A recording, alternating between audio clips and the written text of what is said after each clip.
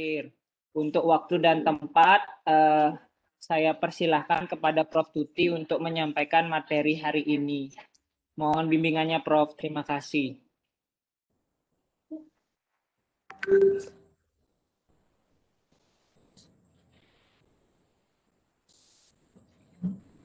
Ya, terima kasih Dr. Cok Wahyu ya yang sudah membuka.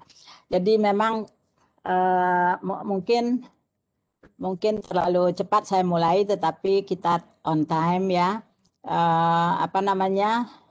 Nanti peserta lain mungkin masih tugas dan sebagainya bisa join selanjutnya ya. Kita akan membicarakan pagi ini mengenai update in ART management. Jadi antiretroviral therapy management ya, fokus on dolutegravir. Jadi art tadi bukan artnya seni, tetapi adalah satu antiretrovirus terapi ya, ARV terapi disingkat menjadi art ya. Dolutegravir kita kan baru-baru aja punya ya, walaupun di negara lain sudah 2016-an sudah mempunyai dolutegravir.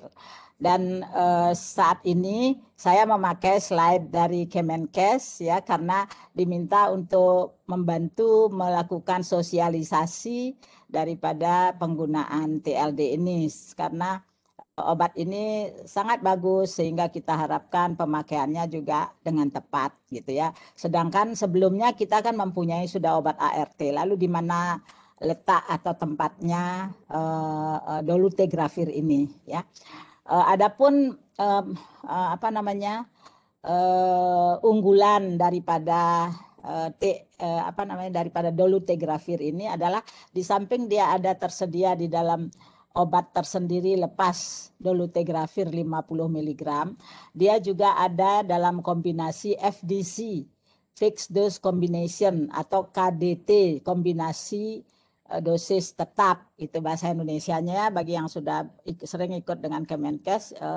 FDC itu singkatannya, mereka memakai KDT, kombinasi dosis tetap. Jadi fixed dose combination. Isinya fixed dose combination itu adalah tenofovir 300 mg, lamivudin 300 mg, dan dolutegravir 50 mg. Apakah suara saya bisa didengar, tidak putus-putus?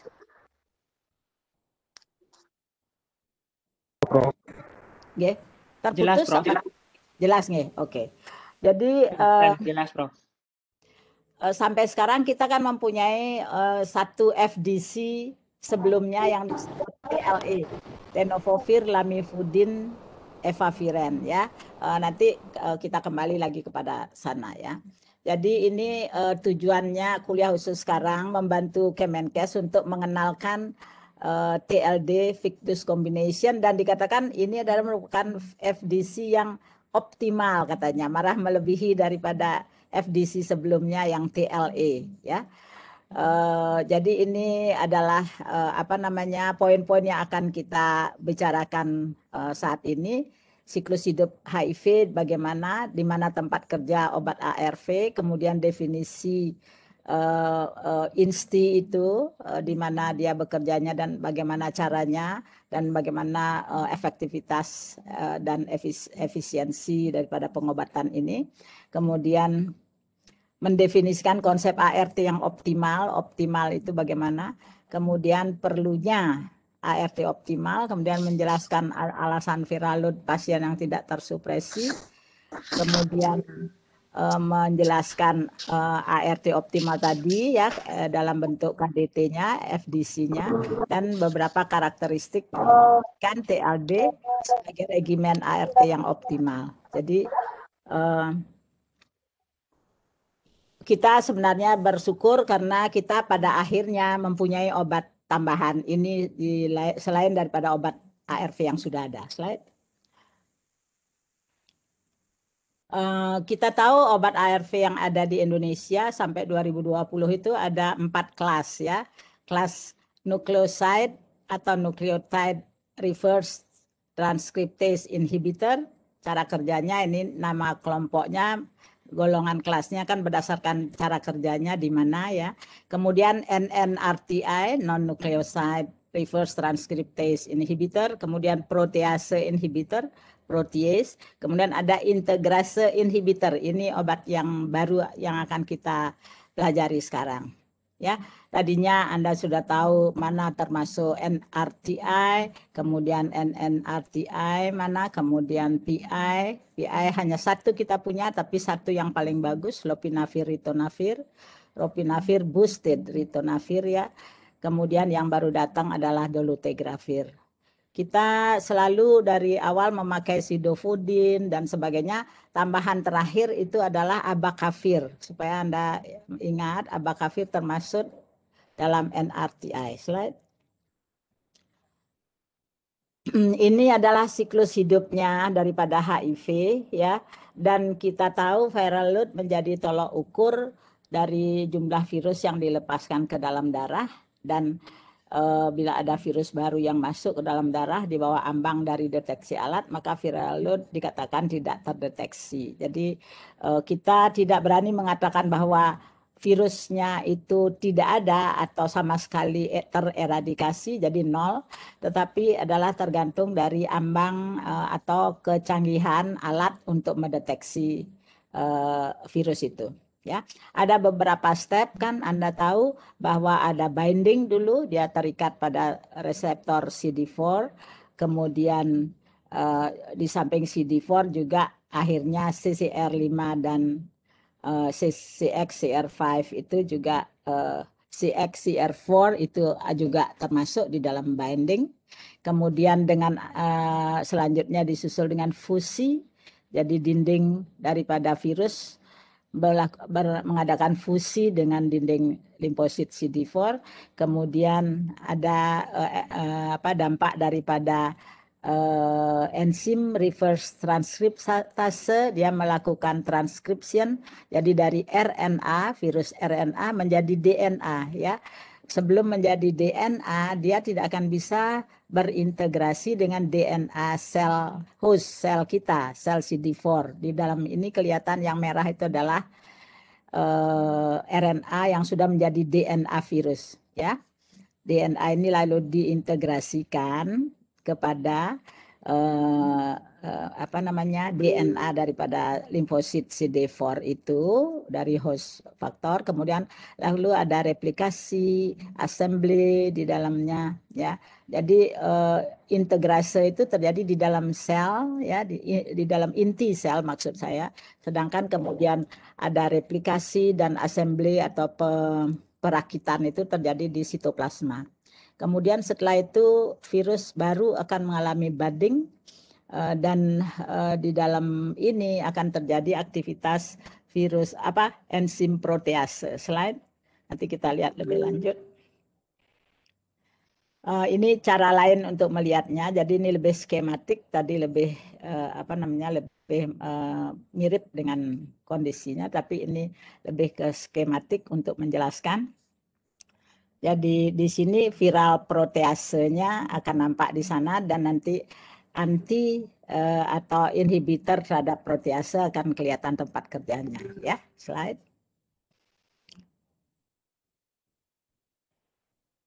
Jadi kalau saya boleh nunjukkan nanti si dolutegravir itu efeknya di sini. Dari sitoplasma sesudah menjadi DNA supaya, nah ini lagi ya. Kan virus masuk ya, masuk di sini sudah ada inhibitor entry dan fusionnya inhibitor, kemudian ada reverse transcription, di sini ada bekerja obat NRTI kita ya, ini menghambat dari reverse transcription itu dari RNA menjadi DNA itu, di sini dia bekerja. Kemudian sesudah itu RNA virus itu akan satunya kumparannya menjadi DNA, satu menjadi masih tetap RNA, tapi kemudian keduanya akan menjadi DNA. Dan ini akan diintegrasikan kepada DNA di dalam sel kita. Nah, disinilah integrase inhibitor atau disingkatnya INSTI ya, integrase inhibitor itu bekerja ya. Kemudian tadi ada assembly, kemudian budding, di sini protease inhibitor bekerja ya. Protease, enzim protease adalah enzim yang memotong-motong kumparan daripada DNA material genetik yang panjang itu menjadi yang cocok atau fit untuk satu sel virus ya. Jadi karena itu yang dihambat, maka tidak terdapat material genetik yang khas untuk HIV di sana, sehingga dia terganggu virusnya ya. Jadi ada beberapa tempat kerja, jadi ada 4 tempat kerja dari obat ARV. Jadi itulah sebenarnya kalau kita kepada virus, kita tidak bisa mengandalkan tempat kerja di satu tempat saja. Sekarang kita kan baru tahu virus corona baru vaksinnya adalah menutup spike S proteinnya ya, untuk tidak bisa melakukan attachment dengan reseptor ACE2 kan gitu ya, baru satu diketahui. Nanti kita akan lihat ada beberapa sekarang ivermectin itu akan ada di tempat kerja yang berbeda. Slide. Menyimpang sedikit ke COVID ya. Nah, kita tahu kan kalau obat-obat NNRTI ini yang menimbulkan efek neuropsikiatrik ya, seperti ngantuk, tidak bisa tidur, ngantuk tapi sulit tidur ya, gangguan sakit kepala, gangguan tidur dan mimpi yang aneh-aneh ini terjadi sebagai katakanlah efek samping daripada NNRTI, terutama adalah efavirenz. Ya, kalau nevirapin dia tidak mempunyai efek ini. Kalau nevirapin biasanya ada efek ke hepatotoksis yang terutama, dan juga efek alergi, efek peradangan inflamasi pada kulit biasanya ya.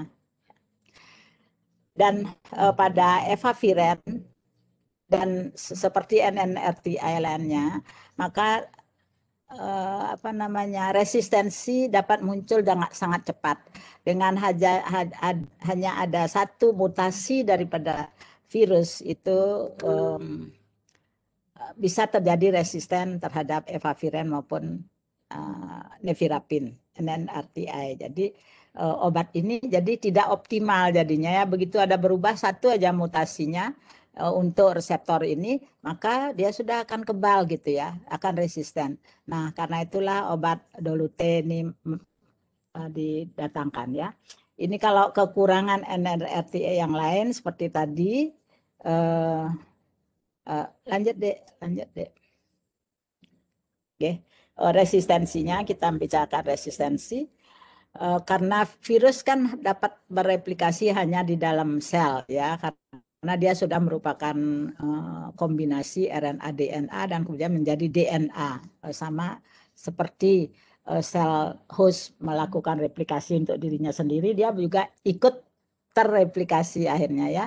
Dan waktu replikasi virus dapat terjadi kesalahan yang disebut mutasi, kesalahan karena cepat sekali. Seringkali ingatlah seperti kalau kita mencetak atau menstensil, tahu ya, mencetak, memprint gitu. Kalau kertasnya kan cepat jalannya, ininya cepat juga begitu ya. Sering ada yang terlipat dan lain sebagainya, itu menimbulkan satu varian-varian kalau itu printer itu bisa menyalahkan timbul kesalahan printing jadinya ya. Ini sama aja begitu. Jadi replikasi virus sering terjadi mutasi, dan karena ada mutasi, virus akan menjadi resisten terhadap obat yang tadinya sensitif ya. Dan bila virus terus bereplikasi saat pasien minum obat ARV, akhirnya akan terjadi kegagalan pengobatan ya. Lama-lama nanti obat yang tadinya dia sensitif menjadi resisten. Karena tadinya mungkin yang mutasi hanya sedikit, tapi yang mutasi itu juga bereplikasi, jadi bertambah banyak. Sehingga lama-lama, maka apalagi kalau yang mutasi varian ini lebih mendominasi varian aslinya, maka tentu saja lebih cepat terjadi resistensi. Slide. Ini penyebab-penyebab resistensi untuk mengingat aja. Jadi tapi saya rasa banyak masih beberapa residen belum memperhatikan ini, tapi dengan ini bisa memberikan pencerahan ya. Satu pertama, kalau selalu kan kalau kita ngomong adherence baik apa tidak ya. Kalau kurang ya bisa merupakan faktor penyebab resistensi ARV ya. Tapi kenapa adherence-nya kurang itu yang perlu diketahui sehingga kita bisa memberitahukan kepada pasien. Ya, inti mungkin obatnya toksik, regimennya terlalu banyak obat, repot apa susah regimennya diikutin atau masalah pribadi ya sosial masih sembunyi-sembunyi minum obat dan sebagainya. Nah, kadar obat akhirnya karena adherence-nya kurang, kadar obat dalam tubuh, dalam darah terutama tentu saja menjadi kurang ya. Karena kadar obat kurang maka potensinya kurang, misalnya juga karena dosis salah. Tadi sudah minum obat belum ya? Oh ini yang harusnya jarak 12 jam atau jaraknya 24 jam tidak tepat waktu ya. Di samping itu ada faktor genetik, absorpsi mungkin kan pada orang ODA sering ada diare juga, gangguan absorpsi dan sebagainya. Kemudian clearance-nya lebih cepat tapi aktivasinya kurang ya. Kemudian ada interaksi obat, minum obat-obat lain selain ARV kan. Itu mempengaruhi jadi kadar obat dalam darah akan berkurang. Adherence kurang, kadar obat kurang.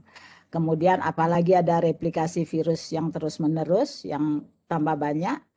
Apalagi ada yang mutasi, katakanlah begitu, lagi terjadilah resistensi virus, ya, dan terjadilah pada akhirnya gagal terapi.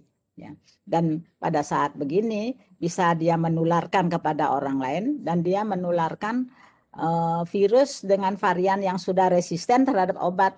Jadi si A atau si B di sini yang dia tulari, katakanlah oleh si A, dia sudah akan resisten pada obat-obat yang pernah diminum oleh yang menulari, walaupun dia sendiri belum pernah minum obatnya ya, karena dia mendapat transmisi dari virus yang sudah resisten. Itu yang jadi pre-treatment resistance, itu yang paling sulit kita temukan ya. Sulit temukan artinya sulit menangani, dan karena kita tidak tahu ya, tidak ngetes setiap orang sebelum terapi. Slide. Nah, ini ambang resistensi. Kita kan mencari ARV yang optimal. Kalau ini adalah ambangnya 1, 2, 3, 4 gitu ya. Jadi kalau yang NRTI dan NNRTI itu ambangnya rendah. Artinya satu mutasi saja dia sudah akan bisa menunjukkan resistensi. Nevirapin misalnya, FTC, 3TC itu semua rilpivirin dengan satu mutasi saja sudah akan terjadi resistensi. Ini yang ke atas adalah potensiasinya ya. Kan memang efaviren lebih kuat daripada nevirapin, FTC, 3TC dan sebagainya, abacavir, TDF juga begitu. Tapi kalau dolutegravir dia mempunyai keunggulan adalah dia potensiasinya kuat ya, tinggi kan, ini tinggi dia sebanding dengan lopinavir ya, lebih tinggi malah dari PI, protease inhibitor, dan bersama-sama dengan darunavir, ini juga satu PI yang baru, darunavir. Kita cuma punya baru lopinavir, ritonavir, tapi darunavir akan datang. Jadi dolutegravir ini potensiasi tinggi dan juga ambang resistennya tinggi juga, katakanlah harus ada 3 mutasi paling tidak ya, baru dia bisa resisten terhadap dolutegravir. Itu keunggulannya. Lopinavir juga dari dulu kan sudah kita bicarakan bahwa dia ambang resistensinya tinggi dibandingkan yang NRTI dan NNRTI. Slide.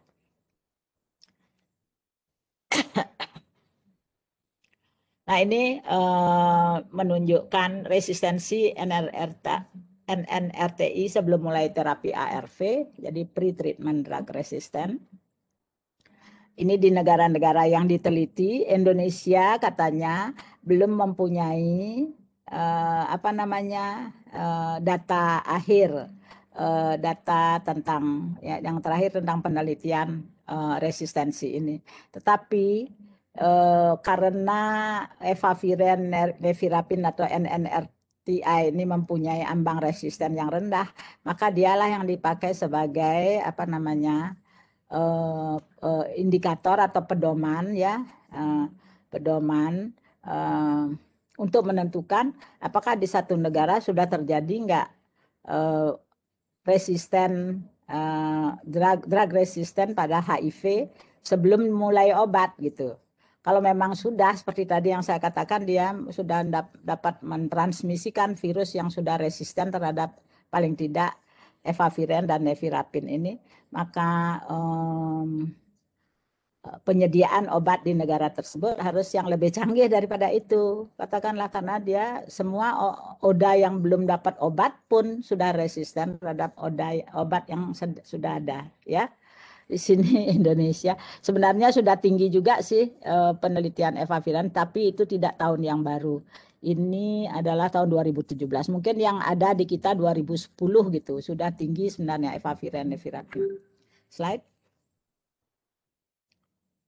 Ini belum ada data resistensi per ARV yang baru di Indonesia, karena itu Indonesia tidak termasuk di sini.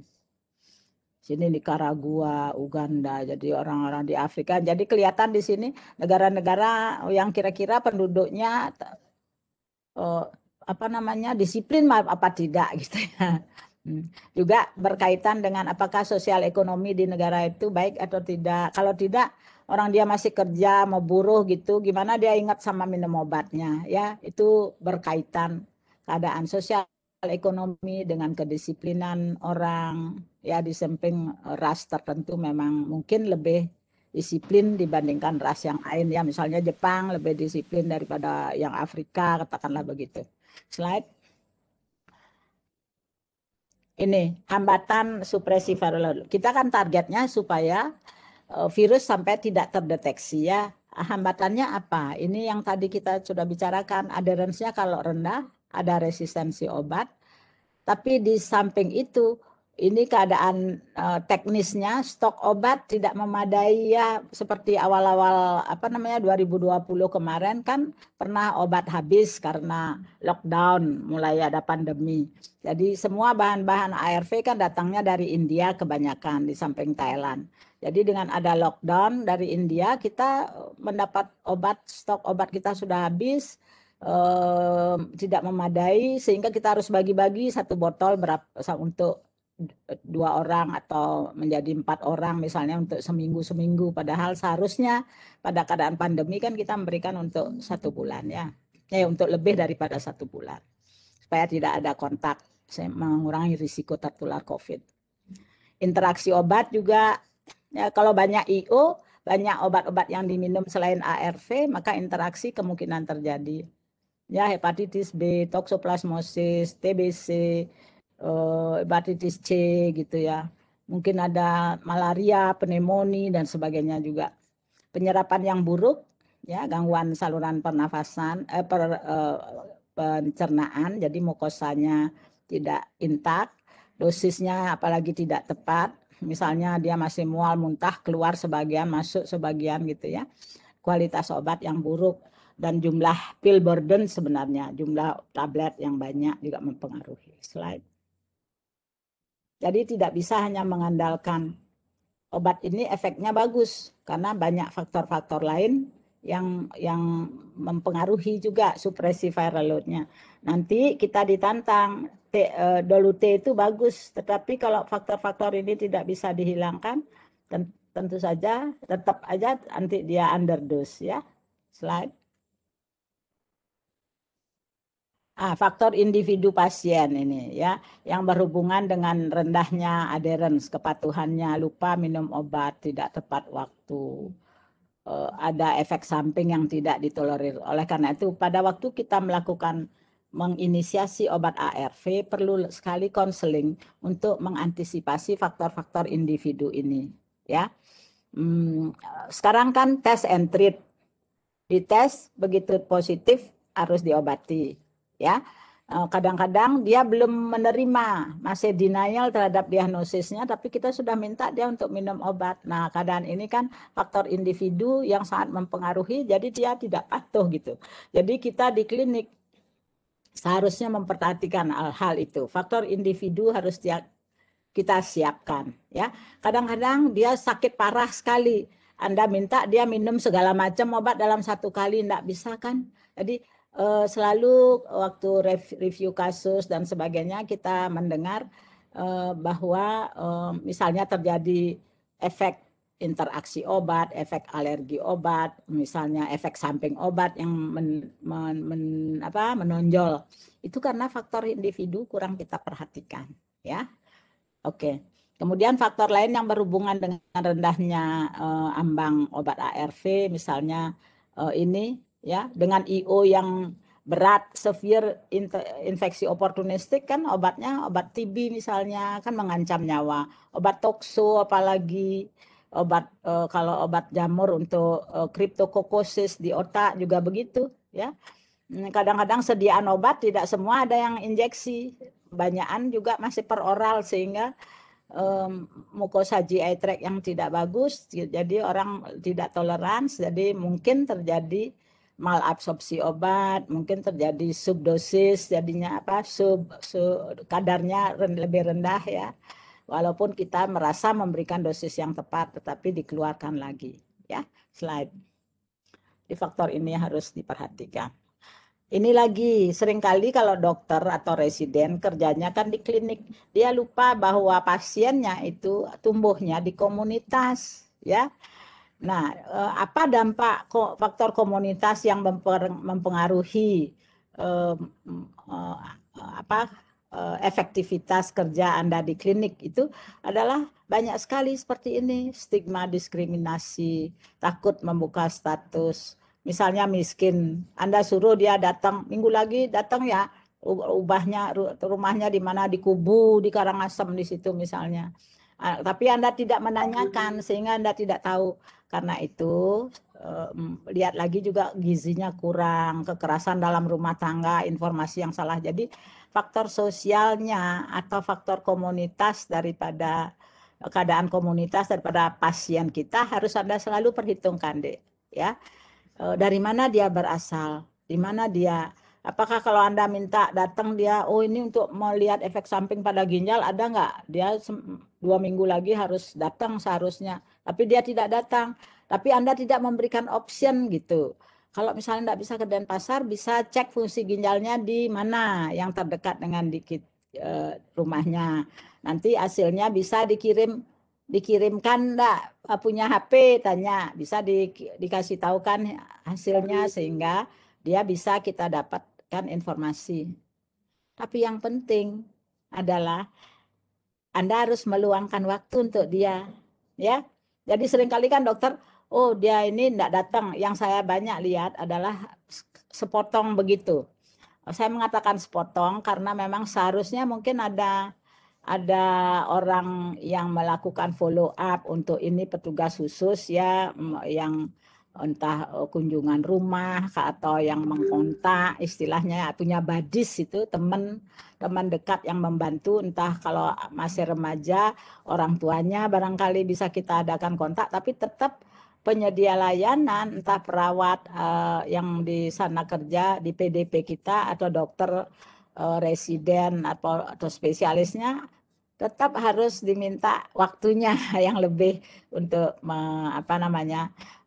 memastikan bahwa obat itu bisa oke diteruskan, dilanjutkan 2 minggu kemudian sebelum dia kontrol 2 minggu ke depannya. Artinya ini demi kepentingan pasien kita, terutama pada saat awal-awal memulai ARV ya. Kalau dia sudah stabil, oke, bisa kita lepas ya. Tetapi pada awal-awal waktu menginisiasi itu memang perlu upaya lebih daripada pengobatan dengan obat-obat yang lain. Misalnya antibiotik untuk tifoid hanya untuk 2 minggu katakanlah. Ini kan untuk selanjutnya nanti dia untuk 6 bulan, kalau HIV TB 6 bulan sampai 9 bulan, tokso juga begitu. Dan kalau informasi tidak benar, kita kan tidak memberikan obat untuk 6 bulan pada pasien karena kita perlu cek. Tapi kalau informasinya tidak mengatakan bahwa habis obat ini Anda kontrol, ya itu faktor yang menyebabkan pasien Anda hilang gitu. Jadi baru berobat dia sudah merasa sembuh, oh tidak datang lagi kontrol gitu. Slide. Ya kebanyakan komen itu saya kasihkan. Slide deh. Ini faktor lain lagi yang menghambat. Jadi sistem yang tadi sistem pelayanan kesehatannya. Jadi mungkin stok obat sebelum ini mungkin ya. Bukan ya. Benar ini Dokter Cak, tapi bisa aja bolak-balik. Ini stok obat habis dan tidak kontinu, kualitas obat buruk, palsu, kedaluarsa, penyimpanan tidak baik. Kadang-kadang ada yang kita tahu dia katanya mendapat obat beli online. Saya nggak habis pikir kok dia bisa beli online obat itu. Padahal misalnya mungkin aja obat itu nanti palsu kan, atau obat-obat yang sudah dibuang karena kedaluarsa diganti mungkin di online kan gitu. Jadi diberikan informasi bahwa tidak ada yang mengonline kan sampai sekarang obat-obat ARV gitu ya. Slide. Tadi, nah optimasi ARV adalah mengoptimalkan penggunaan ART seefektif dan seefisien mungkin ya, sehingga dia bisa bekerja dengan baik ya. Itu maksudnya optimasi ARV. Poten dan cepat menurunkan viral load, jadi tergantung jenis obat yang mana ya. Seperti misalnya dolutegravir adalah ini. Efek samping dapat ditoleransi dengan baik, termasuk dolutegravir mudah dikonsumsi karena sekali sehari ya. Interaksi obat tidak banyak, memiliki ambang resistensi yang tinggi, dapat digunakan untuk semua pasien, harga terjangkau program. Jadi semua pasien ini tentu saja dengan catatan, kalau wanita hamil bagaimana caranya memakai, kalau dia ada TB, dengan pengobatan TB bagaimana cara memakai, itu catatannya. Slide. Jadi bagaimana kita bisa mengoptimasikan ART itu ya. Dan kenapa kita perlu mengoptimasi ini? Ini karena ada satu program WHO yang targetnya nanti terjadi triple zero itu. Targetnya triple zero. Zero itu yang pertama adalah tidak ada infeksi lagi, walaupun ada HIV di masyarakat, tetapi tidak ada transmisi, tidak penularan. Jadi tidak ada kasus baru dan tidak ada kematian oleh HIV dan tidak ada diskriminasi yang terjadi karena HIV gitu. Itu triple zero-nya, 03 itu.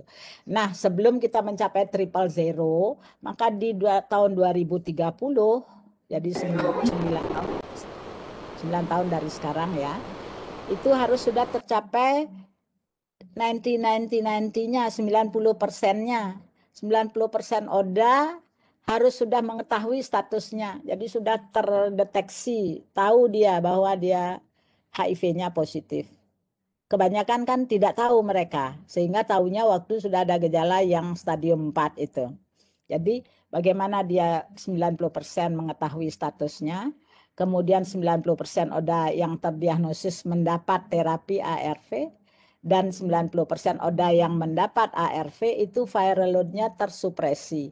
Kalau ini tercapai dianggap nanti triple zero itu akan mungkin tercapai ya, akan bisa terjadi, tidak ada kasus baru karena HIV, tidak ada kematian karena HIV, dan tidak ada diskriminasi karena HIV. Karena orang walaupun ada HIV tapi tidak nyata, tidak dikenal sakitnya, tidak pernah dia sakit berat sampai stadium 3-4, sehingga orang tidak akan mendiskriminasikan dia.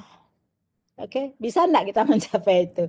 Nah, untuk mencapai inilah maka perlu dioptimasikan penggunaan ARV. Jadi padahal menggalakkan supaya 90% ODA mengetahui statusnya ini aja sudah sulit. Karena itu sekarang kan sudah lama mulai bumil harus dites. Sekarang terus pasien TB harus dites kan gitu ya.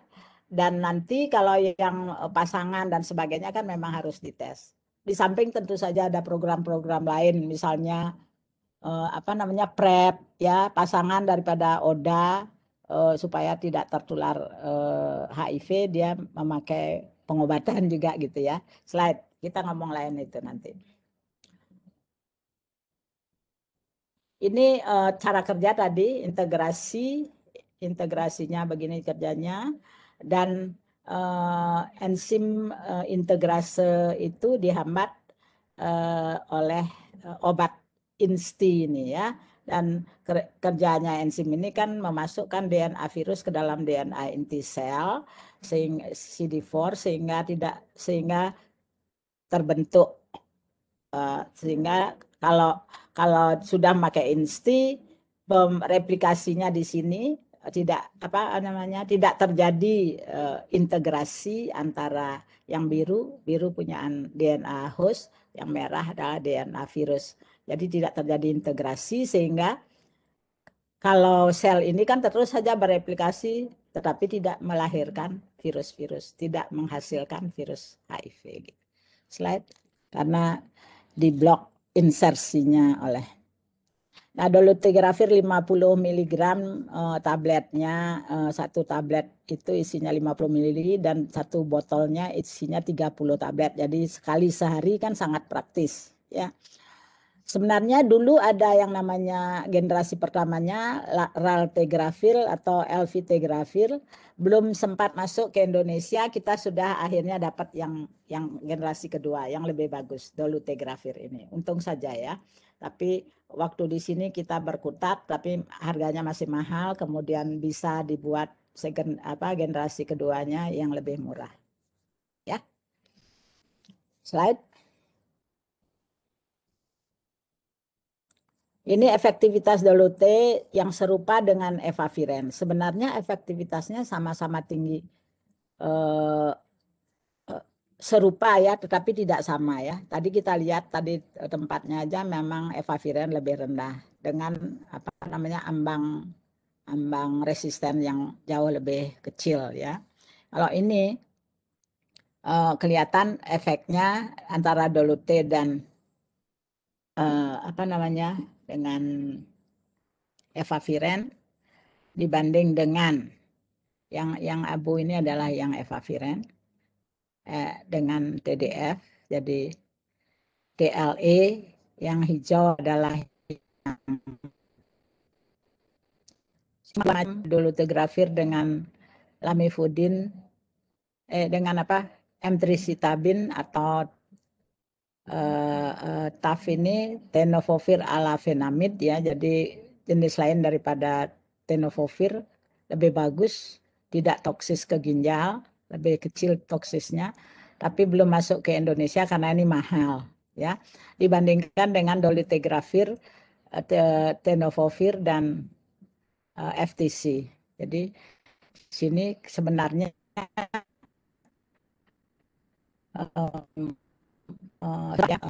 BV1 kurang dari 50 sel per mililiter ya.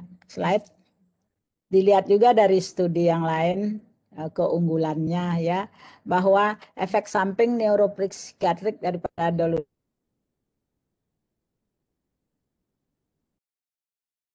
kalau dilihat dari sini ya, kasus-kasus dinilai tentang insomnianya antara Dolute dan efavirenz, anxiety-nya, stresnya, kemudian depresinya dan ingin bunuh dirinya, percobaan bunuh diri dari Dolute dan efavirenz itu kalau dilihat dari sini dia lebih rendah ya, anxiety, depresi dan suicidal.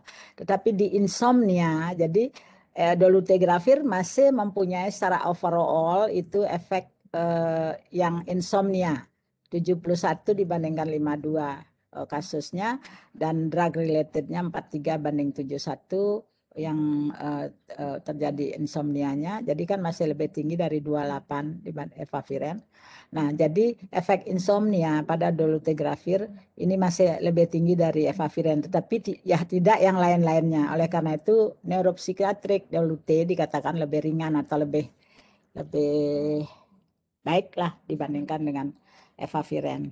Paling dia mengalami insomnia saja. Nanti kita lihat bagaimana menangani insomnia pada Dolute. Slide. Ini efek samping lainnya dari dolutegravir adalah bahwa dia meningkatkan berat badan. Tentu saja pada perempuan kalau terlalu gemuk kan tidak mau obes begitu ya. Jadi memang itu kelemahan daripada dolutegravir. Tetapi untuk efek samping ini tidak dilakukan penggantian obat. Biasanya cuma dilakukan intervensi dengan merubah menunya, mengurangi jumlah dietnya, mengatur dietnya dan olahraga gitu aja ya. Jadi di sini dibandingkan penelitiannya advance study antara laki dan perempuan. Ternyata secara signifikan itu terus meningkat berat badan pada orang yang meminum Dolute pada perempuan terutama ya. Di sini kalau dilihat dia katanya pada minggu ke-48 dia sudah plateau, sudah stabil, sudah rata, tapi ini masih juga meningkat ya. Jadi secara signifikan lebih besar peningkatan berat badan dengan dolutegravir dibandingkan efavirenz yang abu-abu dengan TAF, tenofovir alafenamid, dibandingkan dengan tenofovir disoprolil fumarat yang punya kita di minggu ke-96 ya. Oke, di sini kelihatan pada laki-laki tidak begitu menonjol penambahannya, tapi pada perempuan. Nah, kenapa ya gitu? Efek apa ada pengaruh hormonal dan sebagainya itu belum terjawab dengan baik ya. Tetapi ini adalah untuk memperlihatkan bahwa dia meningkatkan berat badan. Jadi kalau Anda punya pasien nanti dengan dolute, kalau dia mengeluh ini jangan tidak ditanggapi ya, memang akan terjadi dan Anda harus memberikan penjelasan paling tidak dan solusinya bagaimana. Slide.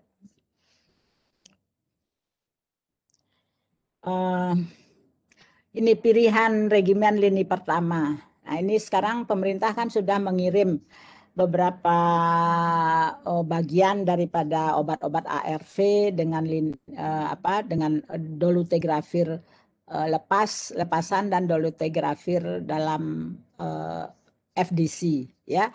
Nah, sebenarnya bisa dipakai dolute itu untuk lini pertama maupun lini kedua ya. Kita kalau melihat di sini ini adalah ini rekomendasi baru ini tahun 2020 sesudah ada dolute ya. Jadi kalau ada koinfeksi TB, regimen pilihannya adalah dulu kan TLE kita berikan dengan efavirennya 600. Tapi kalau sekarang bisa dengan karena lebih baik kan kita ingin adherence yang lebih tinggi, ada dengan dolutegravir, jadi ada TLD namanya ya, tenofovir, lamivudin dan dolutegravir, tapi dengan tambahan 1 tablet dolute 50 ml dengan jarak 12 jam. Jadi ada tambahannya, itu sebagai alternatif. Ya. Perempuan yang merencanakan kehamilan atau yang hamil trimester pertama. Jadi 3 bulan pertama di mana terjadi pembentukan organ, itu kita kalau dulu kan takut pakai efavirenz, sekarang ternyata bahwa efavirenz itu menimbulkan itu rendah sehingga kita tetap memberikan TLE ya dengan efavirenznya 600. Alternatifnya sekarang bisa kalau dia tidak tahan efavirenz, kita bisa memberikan TLD tapi dengan memahamkan kewaspadaan pemakaian dolute pada trimester pertama. Jadi kalau pasien kita perempuan masih muda, usia produktif, yang belum punya anak, yang akan menikah dan akan punya anak gitu, kita harus dari awal sudah mengkonseling bahwa kalau dia minum TLD yang bagus itu, jadi jangan dulu hamil kalau sedang meminum TLD, karena pada trimester awal, trimester pertama itu dia mungkin terjadi walaupun rendah, kemungkinan terjadi neural tube defect NTD itu ya. Jadi gangguan pada pertumbuhan janinnya Tapi kalau pada trimester kedua dan ketiga bagus sekali ya, tidak ada efek itu. Jadi pakai TLD ya. Atau tetap dengan efavirenz yang biasa 600, atau kalau dia tidak tahan 600 kita kasih efavirenz yang 400. Mudah-mudahan ini efavirenz 400-nya tersedia Biasanya adanya di Jakarta, kota besar, tapi di Denpasar belum dapat. Selain 3 kondisi yang koinfeksi, akan hamil dan sudah hamil trimester 2-3, maka regimen pilihannya adalah TLD. Alternatifnya baru pakai TLE dengan 600 atau 400. Jadi di kedepannya ini secara pelan, artinya kalau ada pasien baru yang tidak termasuk ini, jadi dia termasuk D, maka kita bisa memulai dengan TLD pada awalnya, ya. Kalau dia misal termasuk ini, dia kalau mau pakai TLD harus konseling, atau kalau dia hamil sudah trimester kedua, ketiga, ya. Oke, slide. Jadi bisa sebagai, tapi kalau orang pasiennya sudah tenang-tenang dan supres, sudah ada viral supres dengan TLE, ya biarkan aja, apalagi efek sampingnya tidak ada. Dibiarkan, jangan mengganti obat pada orang ODA yang sudah stabil dengan viral load tersupresi, sudah baik, ya. Ini pada pengguna rifampicin tadi. Dolute 50 mg 2 kali sehari menunjukkan konsentrasi yang sama dengan Dolute 50 sekali sehari tanpa rifampicin. Tapi kan kita kalau jadi ini artinya ada interaksi antara rifampicin dengan DTG. Kalau memakai rifampicin, maka untuk mendapatkan dosis tinggi yang efektivitas yang sama, kita harus memberikan 2 kali, ya, 2 kali sehari. Jadi karena efeknya setelah 16 jam itu kemudian akan menurun dan bisa di booster lagi.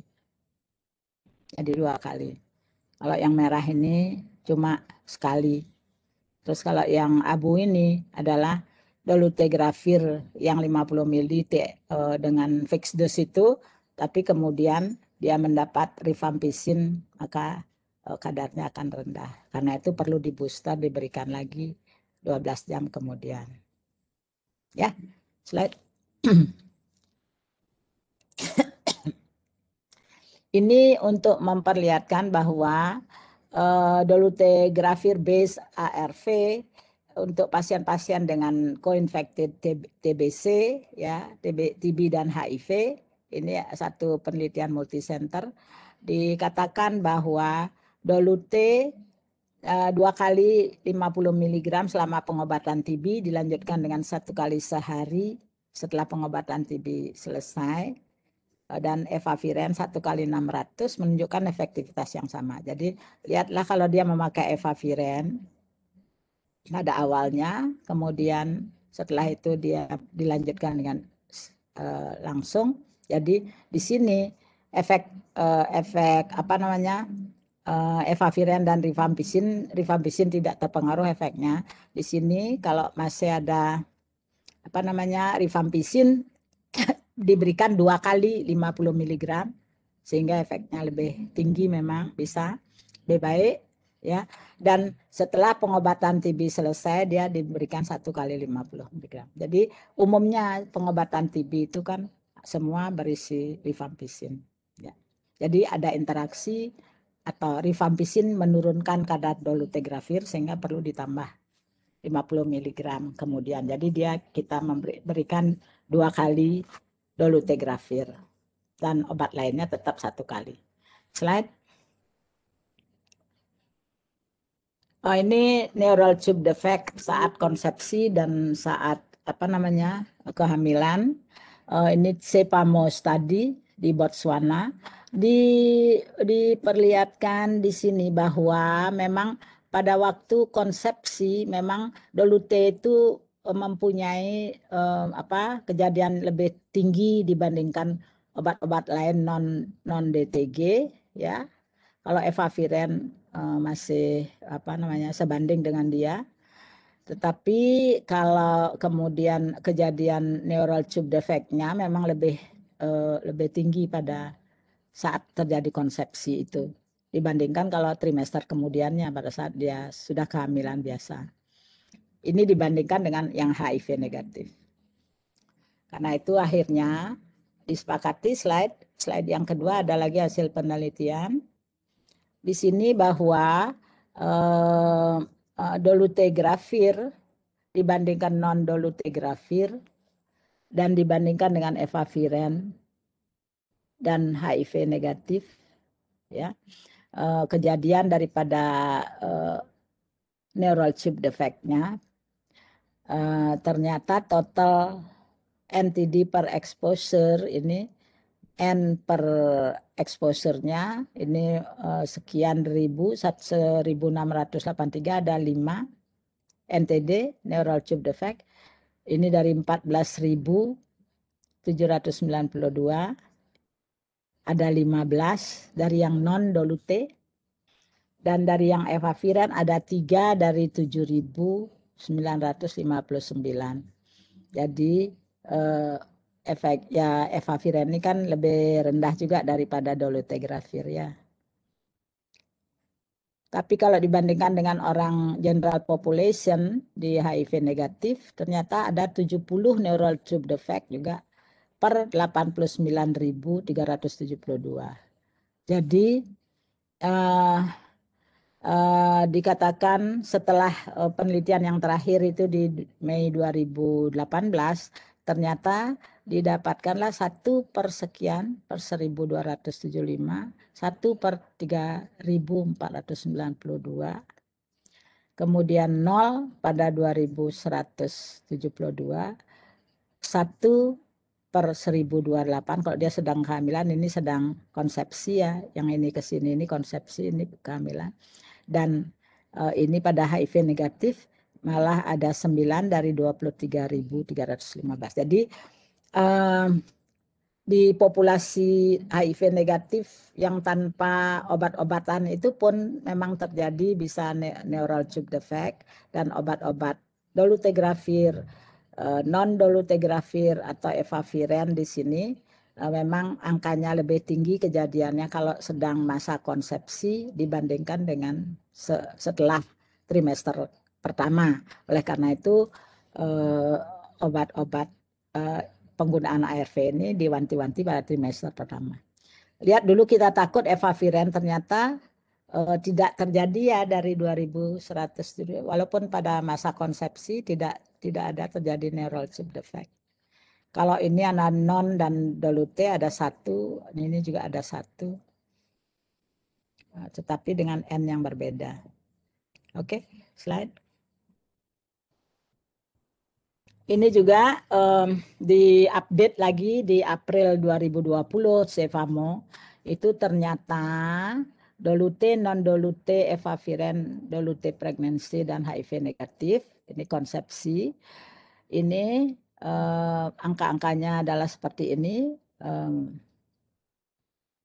Result di April itu ternyata prevalensinya pada dolute 0,19, pada non-dolute 0,11, pada efavirenz 0,07, pada dolute kalau trimester kedua 3 0,04, dan general population yang HIV negatif 0,07. Jadi oleh karena itu dengan adanya update ini lalu dolute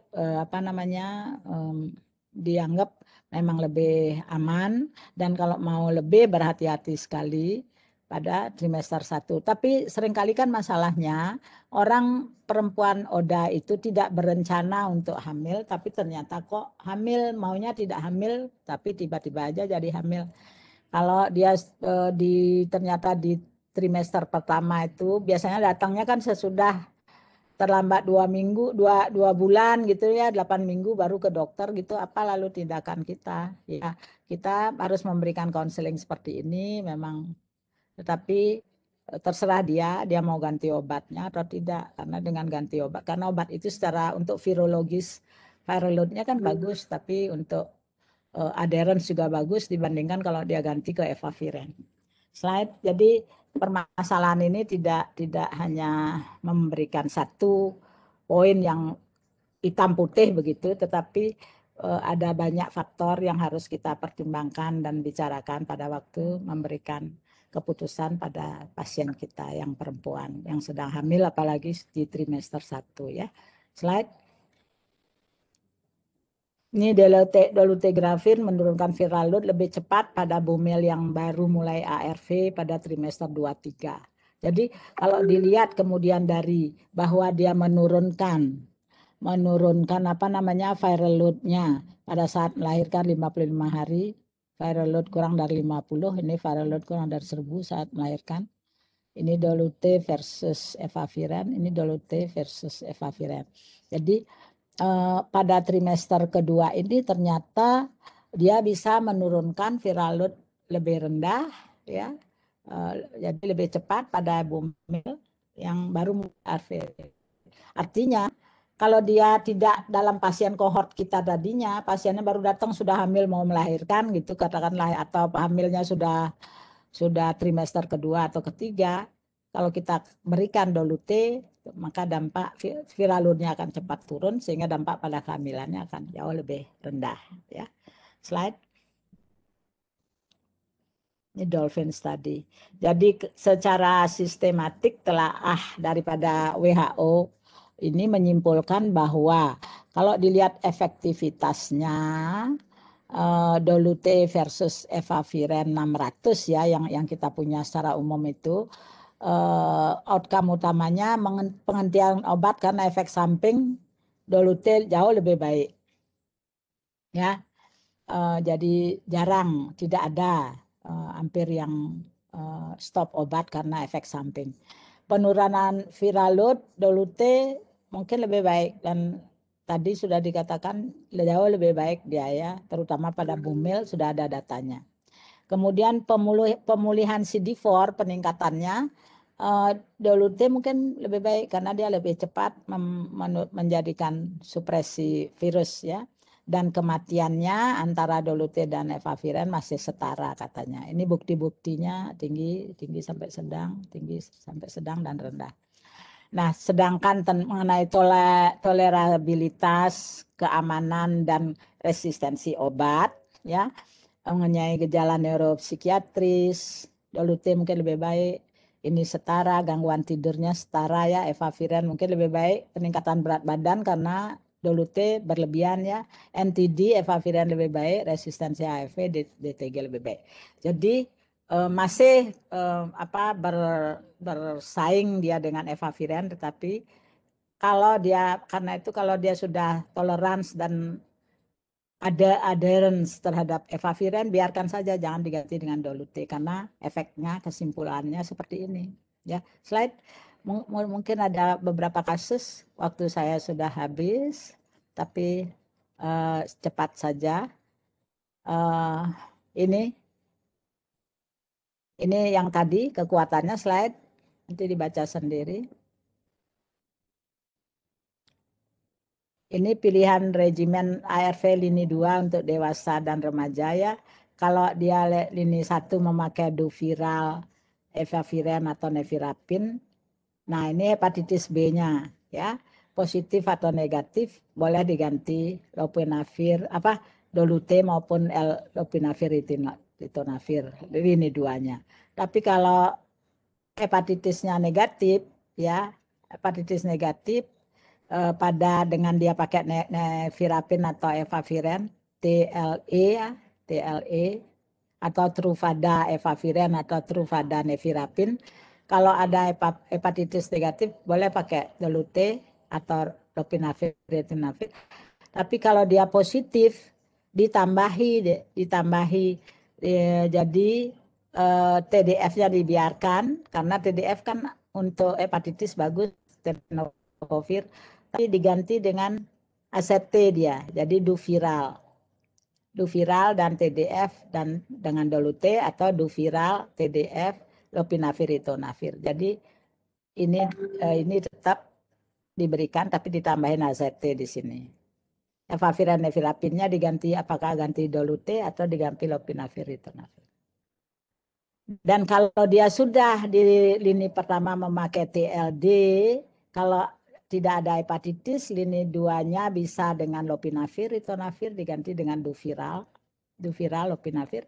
Kalau dia hepatitis positif, tenovovirnya dipertahankan, ditambahin dengan Duviral dan lopinavir ritonavir, ya. Tentu saja kalau ada rifampicin, dosis lopinavir double dose ya. Dan kalau ada TBC atau penggunaan rifampicin, penambahan Doluté 50 mili. Ini jadi ingat slide. Ini di bawah 3 tahun dan di atas 3 tahun anak-anak, silakan lanjut. Pilihan ya.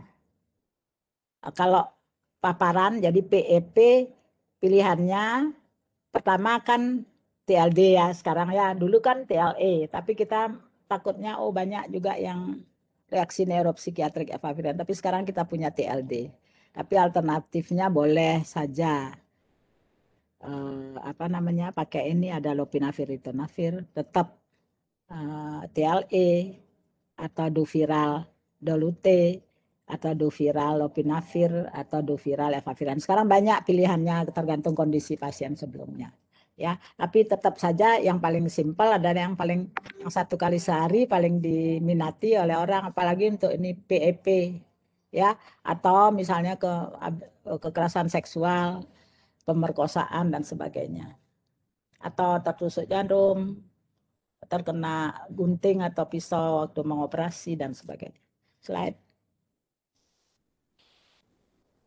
Apakah TLD sudah sesuai dengan tujuan optimasi? Saya kira ini ringkasannya, kita sudah membahasnya tadi ya. Hanya ingat di trimester 1 pada perempuan, kemudian harganya juga terjangkau, tetapi mungkin kepada kita secara teknis, mungkin di Indonesia Timur, makin ke timur makin lambat sosialisasi dan pengadaannya lebih jauh. Atau mungkin saja yang kita punya cuma TLD sebagai fixed dose, tetapi lepasannya tidak ada, tidak cukup, mungkin tidak sesuai. Jadi bagaimana kita memakai TLD tersebut pada TB ya, misalnya kalau belum, katanya nanti kita lihat di kasus. Mungkin terpaksa kita mendrop dulu rifampisinnya dan sebagainya. Slide. Mungkin masih ada 2 slide lagi. Ini studi kasus ya, efek samping obat.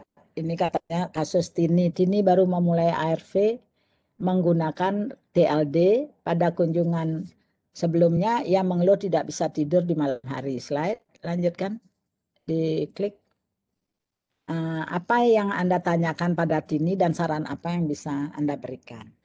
Jadi setiap kali kita memulai ARV, tentu saja kita tanyakan kalau kita sudah memberitahukan sebaiknya apakah bersama makanan, ada obat lain atau tidak, sebaiknya dijauhkan 1 atau 2 jam dari minum obat lain-lain itu gitu ya. Nah, kan kita minta dia mencatat apa reaksi-reaksi yang muncul. Lalu apa yang kita tanyakan pada pasien Tini ini, tentu saja hal-hal itu, adakah minum obat yang lain, kapan dia minum obatnya, bagaimana, ada gangguan tidur apa tidak, kan begitu ya. Dan saran apa yang Anda berikan pada Tini yang merencanakan hamil? Jadi kalau dia sudah merencanakan hamil, jadi kita memberikan TLD ini harus wanti-wanti kita katakan. Mungkin dia bisa, kalau dia tidak mau menunda keinginannya untuk punya anak, katakanlah itu, atau paling tidak 6 bulan dia pakai TLD, dia pakai KB ya, sehingga pasti yakin tidak hamil. Setelah itu, setelah mungkin 6 bulan begitu, viral load sudah turun, katakanlah begitu, demikian, dia baru merencanakan kehamilan dan kita ganti regimennya begitu ya, dengan TLE kembali kan gitu, dan kita katakan efek Doluté dibandingkan efavirenz itu ada dan sebagainya. Itu konseling semuanya dengan pengetahuan yang tadi. Slide. Nah, ini jadi kalau dia ada keluhan misalnya sulit tidur dan sebagainya, insomnia pada TLD itu, biasanya gejalanya akan membaik setelah tubuh mulai mengadaptasi obat. Jadi perlu waktu memang ya. Atau anjurkan minum obat TLD pagi hari. Kita kan tahu insomnia oleh Dolute dibandingkan efavirenz kan lebih kuat insomnia karena TLD, karena dolutegravir ini. Jadi kita sarankan lebih baik kalau gitu minum obat TLD di pagi hari. Kemarin minum, kalau dia sudah pernah minum TLE kan memang dianjurkan malam hari karena ada efek lain-lain selain insomnia, terutama anxiety, kemudian nyeri kepala, kemudian mungkin ada seperti efek vertigo dan apa namanya, mimpi-mimpi itu. Jadi kalau siang hari begitu kan lebih lagi tidak apa namanya, tidak diterima oleh pasien. Dan diharapkan kalau pasien sudah tidur tidak ada efek itu. Tapi kalau misalnya mimpi buruk masih mengubar terus terjadi setelah adaptasi, misalnya setelah berapa waktu sampai 6 minggu dia sudah adaptasi masih tetap, ya memang kita harus ganti dengan TLD, dolutegravir. Tapi kalau tidak, ya tidak ada, ya kita pertahankan, kita ganti efavirenz dengan obat lain. Ya, dan kalau tetap dia mau hamil seperti tadi katakan, ya diberikan obat anti hamil juga bersama-sama minum. Kita kasih tahu risikonya seperti apa, dan kalau dia aduh kalau gitu sibuk repot, saya repot, ya ganti aja dengan TLE. Setelah dia punya anak nanti, mungkin anaknya mau anak berapa, 1 apa 2, setelah itu baru ganti dengan TLD ini, ya, karena apa namanya, kemungkinan terjadi NTD walaupun kecil masih ada, masih lebih tinggi daripada general populasi. Dan kalau misalnya ada kasus ya dia datangnya setelah trimester pertama pakai TLD sudah, lalu gimana? Lalu kita hanya konseling aja. Kalau dia sudah nyaman dengan obatnya, dia harus mengambil risiko itu.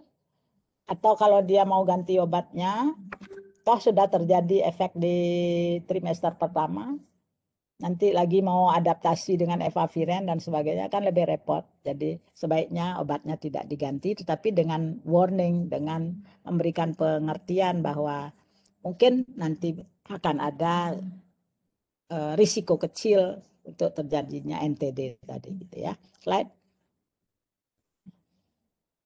Ini interaksi obat dengan TLD. Satu yang tidak ada interaksi obat. Ini ada interaksi obat yang perlu penyesuaian dosis. Seperti tadi rifampicin dan nanti ada dengan mineral. Kontraindikasinya hanya ini. Obat kalau dia kejang, phenytoin, phenobarbital, dofetilid katanya obat anti aritmia, dan amodiaquin kalau dia pakai obat anti malaria, jangan pakai TLD. Kalau ini, kalau memakai obat-obat ini, metformin orang diabetes, misalnya antacid, misalnya cara penyesuaian dosis atau cara minum yang kita harapkan dia minum 2 jam sebelum atau 6 jam setelah TLD, minum obat-obat. Kalau dia hamil misalnya ada minum antacid, suplemen kehamilan, kalsium atau ferrum, itu cara minumnya 2 jam sebelum atau 6 jam setelah TLD. Ya. Dan kalau metformin, dosis metformin nanti diperlukan lebih rendah dan monitor kadar gula darah. Dan kalau karbamazepin, dolutegravirnya 2 kali per hari atau diganti obat. Jadi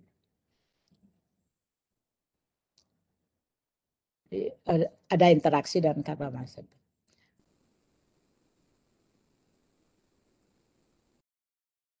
Ya, antidepresan, beta blockers, DAA untuk hepatitis C itu tidak ada interaksi. Jadi tidak perlu penyesuaian dosis. Slide.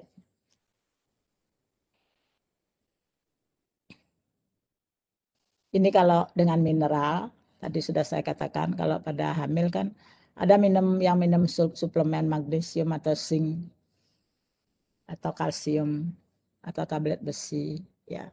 Jadi disesuaikan cara minumnya, ya. Sediaan bisa multivitamin atau laksatif atau antacid itu. Nah, antacid sering mengandung magnesium kan juga, magnesium atau kalsium kan juga seperti ini. Jadi jika pasien mengkonsumsi obat-obat di atas, anjurkan mereka untuk minum ARV paling tidak 2 jam sebelum dia minum vitamin atau 6 jam sesudahnya, ya. Slide. Itu semua adalah untuk meningkatkan adherence, ya.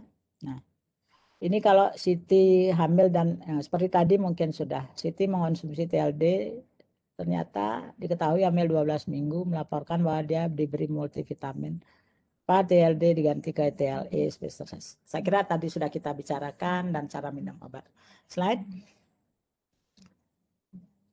Ya, saya kira sudah selesai. Sampai di sini nih referensinya. Dan terima kasih atas perhatiannya. Mudah-mudahan tidak membosankan, tapi karena di Sanglah, di VCT maupun di rumah sakit rujukan lainnya seperti di kapal dan sebagainya, rumah sakit itu sudah memakai juga dolutegravir. Jadi kalau terjadi sesuatu dan dikonsulkan, saya harap residennya bisa memakai dasar ini untuk menjawab konsul, memberikan saran dan sebagainya. Terima kasih. Saya kembalikan ke Dr. Chok.